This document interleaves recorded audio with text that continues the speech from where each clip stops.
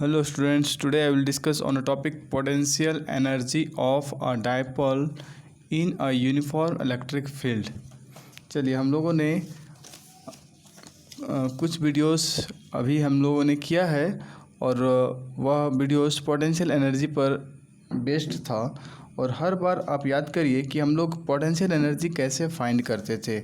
जब भी हम लोगों ने पोटेंशियल एनर्जी फाइंड किया है या तो किसी पॉइंट चार्ज पर, किसी सिस्टम ऑफ चार्ज पर, 2 पॉइंट ऑफ चार्ज पर या 3 पॉइंट ऑफ चार्ज पर, ये हम लोगों ने एप्लीकेशंस देखा है। तो क्या हमारा कॉन्सेप्ट होता था, हमारा क्या तरीका होता था पोटेंशियल एनर्जी फाइंड करने का। हम लोग क्या करते थे कि उस सिस्टम में क्या है तो चार्ज है, और उस चार्ज को सिस्टम में लाने में जो भी वर्क डन है, जो भी वर्क डन हुआ है, वह work done electrical potential energy के फॉर्म में स्टोर हो जाता है। तो हमारा एक ही दिमाग में होगा कि जो भी क्वेश्चन रहे उसमें जो भी चार्ज होंगे उसको उस सिस्टम में लाने के लिए कितना वर्क डन हुआ है उसे आप फाइंड कर लीजिए, and that is the potential energy. और साथ साथ हम लोगों ने ये एक इलेक्ट्रिकल फील्ड पर भी स्टडी किया। जब लास्ट वीडियो था कि हम लोगों ने किसी गिवन इलेक्ट्रिक फील्ड पर दो चार्ज को लाया और उस पर जो पोटेंशियल एनर्जी था उसको हम लोगों ने देखा था। तो कैसा हुआ, कैसे हमने फाइंड किया था, उसमें हम लोगों ने देखा कि जो इलेक्ट्रिक फील्ड है उसके अगेंस्ट में सबसे पहले एक चार्ज को लाया गया, फिर सेकेंड चार्ज को जब लाया जाता है तो सबसे पहले तो उस इलेक्ट्रिक फील्ड के अगेंस्ट में उसको लाया जाता है, प्लस एक चार्ज जो पहले से पहुंचा हुआ था उसके अगेंस्ट भी वर्क करना पड़ता है। तो इस तरह से 3 तरह का वर्क डन हम वहाँ देखते हैं, और तीनों का जो वर्क डन होता है और उसके just equivalent electrical potential energy stored होता है सिस्टम का। आज हम लोग को देखना है potential energy of a dipole. देखिए डायपोल क्या होता है, तो सभी जानते हैं डायपोल क्या होता है। when two equal charges but their signs are opposite, when two equal and opposite charges, आप ऐसे कर सकते हैं, are separated by a small distance, या डिस्टेंस स्मॉल है, ऑपोजिट चार्जेज है लेकिन इनका जो मैग्नीट्यूड है सेम होगा, और सपोज इनके बीच का जो डिस्टेंस है वह है 2a, तब इसे हम लोग डायपोल कहते हैं। अब हमें क्या करना है कि पोटेंशियल एनर्जी कैसे स्टोर्ड होता है किसी यूनिफॉर्म इलेक्ट्रिक फील्ड पर। तो आप जैसा भी डायग्राम देख पा रहे हैं इसको हम लोग थोड़ा ब्रीफली वर्क कर लेते हैं कि कैसे ये हुआ होगा। तो सबसे पहले इलेक्ट्रिक फील्ड कहाँ से आया, ये जो हमने राइट साइड दिखलाया आपको, यह इलेक्ट्रिक फील्ड सपोज हमने 3 लाइन आपको दिखला दिए। चलिए लाइन और 4, तो यह इलेक्ट्रिक फील्ड लाइंस जो बनते हैं ड्यू टू चार्ज, हो सकता है कि इधर पे पॉजिटिव चार्ज रहा होगा या फिर इधर नेगेटिव रहा होगा, दोनों में से कोई, या तो ये या फिर ये, या फिर दोनों की वजह से भी जो फील्ड लाइन का डायरेक्शन होगा वो यही होगा। आपको मालूम है अच्छी तरह से, पॉजिटिव में अवे होता है और नेगेटिव में टुवर्ड द नेगेटिव चार्ज होता है। तो इस कारण से इलेक्ट्रिक फील्ड सेट हुआ होगा जो आप यहाँ ब्लू लाइन में देख पा रहे हैं, राइट डायरेक्शन में, राइट साइड डायरेक्शन में, स्ट्रेट लाइन में। अब हमें क्या करना है कि इस पर एक डायपोल को इस तरह से इंक्लाइन करके रखना है।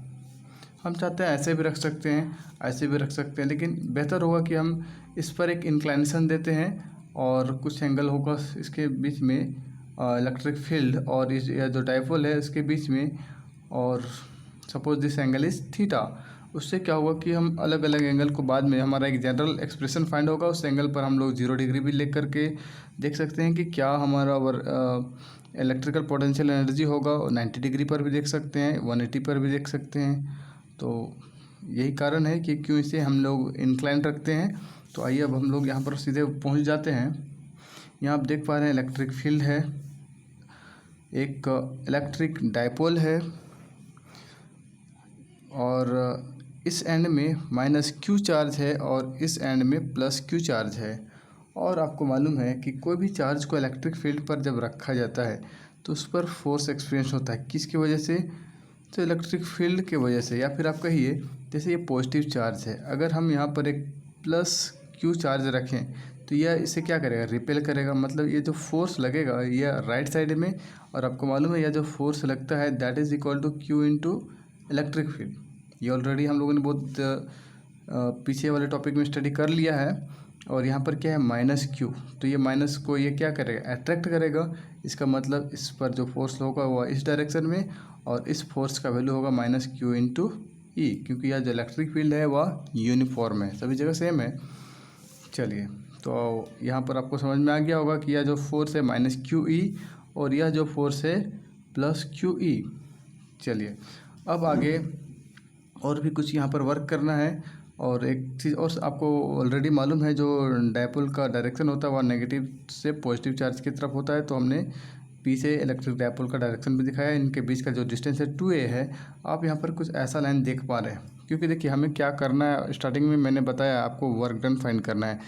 और यहाँ पर क्या होता है कि जब इस तरह से डायपोल है, एक फोर्स इधर लग रहा है, एक फोर्स इधर लग रहा है, तो क्या होगा, ये रोटेट करेगा, इसमें एक कपल सेट होगा, ये रोटेट करेगा। जब रोटेट होता है तो रोटेशनल मोशन होता है। रोटेशनल मोशन में जो वर्क डन होता है वह फोर्स की वजह से हम लोग नहीं बात करते हैं, हम लोग कहते हैं वहाँ टॉर्क लगता है, ठीक है। और उस टॉर्क के वजह से वर्क होता है। जैसे लीनियर मोशन में फोर्स की वजह से डिस्प्लेसमेंट होता है, तो यहाँ पर जो डिस्प्लेसमेंट होता है जिसे हम लोग एंगुलर डिस्प्लेसमेंट कहते हैं, यह एंगुलर डिस्प्लेसमेंट टॉर्क की वजह से होता है। अब है कि आपको ऑलरेडी 11th क्लास में मालूम है यह टॉर्क क्या होता है। Torque is the force into perpendicular distance between the charges. तो आप फोर्स देख पा रहे हैं, दोनों फोर्स तो सेम है, तो आप दोनों का किसी एक को हम यहाँ पर लेंगे और ऐसा लिया ही जाता है। तो आपका जो फोर्स होगा वह क्यू ई, और इनके बीच का परपेंडिकुलर डिस्टेंस ध्यान देंगे, प्लस क्यू और माइनस क्यू का जो परपेंडिकुलर डिस्टेंस जानने के लिए आपको क्या करना होगा, आप एक इस तरह से लाइन ड्रॉ करिए, एक राइट एंगल ट्रायंगल की तरह। आप देख पा रहे हैं एक परपेंडिकुलर लाइन बना हुआ है, 90 डिग्री यहाँ पर एंगल बन गया है। और यह जो डिस्टेंस है यह हो जाएगा इसके अकॉर्डिंग, यह है 2a, यह है थीटा, तो यह वाला जो लाइन है यह हो जाएगा 2a साइन थीटा। और यह जो डिस्टेंस है, यह डिस्टेंस देखिए ये और ये, इसको आप पीछे बढ़ा दीजिए तो आपको दिखाई पड़ रहा है यह जो डिस्टेंस है परपेंडिकुलर डिस्टेंस हुआ, क्योंकि यहाँ 90 डिग्री बन रहा है और इसका वैल्यू है 2a साइन थीटा। तो जैसा टॉर्क का हमारा कॉन्सेप्ट है force into perpendicular distance, force की जगह हमने लिखा क्यू ई और परपेंडिकुलर डिस्टेंस की जगह लिख दिया गया है 2a साइन थीटा। और ये ज़रूर आपको मालूम होगा q इंटू 2a ये क्या होता है, q इंटू 2a आपको ज़रूर मालूम होना चाहिए। What is q into 2a, this is electric dipole, ठीक है।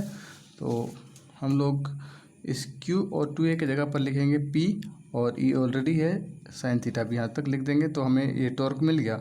अब हमें क्या करना है, if dipole is rotated through a small distance D theta, मान लिया जाए कि इसको स्मॉल थीटा से रोटेट कर रहा है। अभी जैसे आपको क्या लग रहा है, ये क्लॉकवाइज होगा क्योंकि इस पर एक इधर फोर्स लग रहा है, एक इधर लग रहा है। तो इस तरह से हम अगर इधर से इस डायरेक्शन में पुल करते हैं इस हैंड से, और इस हैंड से इस डायरेक्शन में, तो ये क्लॉकवाइज घूमने वाला है। तो सपोज डी थीटा एंगल से अभी यह रोटेट हुआ है, तब वर्क डन जो होगा उसका करस्पॉन्डिंग वह स्मॉल होगा, क्योंकि एंगल स्मॉल है। तो उसे हम लोग लिखेंगे D W that is equal to tau D theta. इसको आपको याद रखना होगा कि ये कहाँ से आया है। तो आपको फिर से 11th क्लास में ये सब चीज़ हमने पढ़ा था रोटेशनल मोशन में, तो वहीं से है ये work done in rotational motion that is equal to tau D theta. Tau क्या है, यह टॉर्क है, और ये क्या है, एंगुलर डिस्प्लेसमेंट। तो इस तरह से हम लोग निकालते हैं वर्क डन को। और जो भी टॉर्क का वैल्यू है पी साइन थीटा यहाँ से हमने बैठा दिया, और डी थीटा तो पहले से है। अब हमें क्या करना है, हमें सिर्फ डी थीटा नहीं जानना है, हमें एक रोटेशन को हम लोग यहाँ पर कंसिडर करेंगे। और सपोज़ यह जो रोटेशन हुआ है, मान लिया जाए यह जो एंगल है इनिशियल थीटा 1 रहा होगा, थीटा 1, उसके बाद थोड़ी देर रोटेट होगा, और सपोज़ थीटा 1 से या रोटेट होने के बाद अब जो एंगल बन गया है वह थीटा 2 बन गया है। तो ऐसा हम लोगों ने मान लिया है। एक जनरल एक्सप्रेशन फाइंड करने के लिए, let total work done in rotating dipole from theta 1 to theta 2, then total work done, इस डी डब्ल्यू को इंटीग्रेट करेंगे हमें टोटल वर्क डन मिल जाएगा।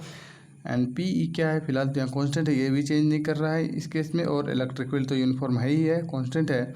साइन थीटा डी थीटा हमारा वेरी करेगा, लिमिट थीटा 1 से थीटा 2 होगा, क्योंकि ये थीटा 1 से थीटा 2 चेंज कर रहा है। अब इसको आप इंटीग्रेट करिए, साइन थीटा से क्या होता है माइनस कोस थीटा, और फिर इसके लिमिट्स को आप बैठा देंगे तो आपको सीधे मिल जाएगा cos theta 1 minus cos theta 2। या जो नेगेटिव साइन देख पा रहे हैं, इस नेगेटिव साइन का क्या होगा, पहले cos थीटा 2 आएगा माइनस cos थीटा 2, फिर minus minus plus cos theta 1।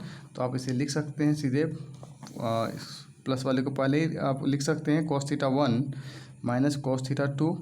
और यह जो वर्क डन हुआ है, आपको ऑलरेडी मैंने बता दिया है कि यह जो वर्क डन होता है, यही वर्क डन के जस्ट बराबर इलेक्ट्रिकल पोटेंशियल एनर्जी स्टोर होता है सिस्टम में। So this is the final expression for the electrical potential energy of a dipole in a uniform electric field। अब यहाँ पर कुछ स्पेशल केसेस होंगे। इफ़ थीटा इज़ 90 डिग्री, मान लिया जाए जो डाइपोल पहले ऐसे रखा गया इस तरह से, तो जो एंगल है वो क्या है 90 डिग्री।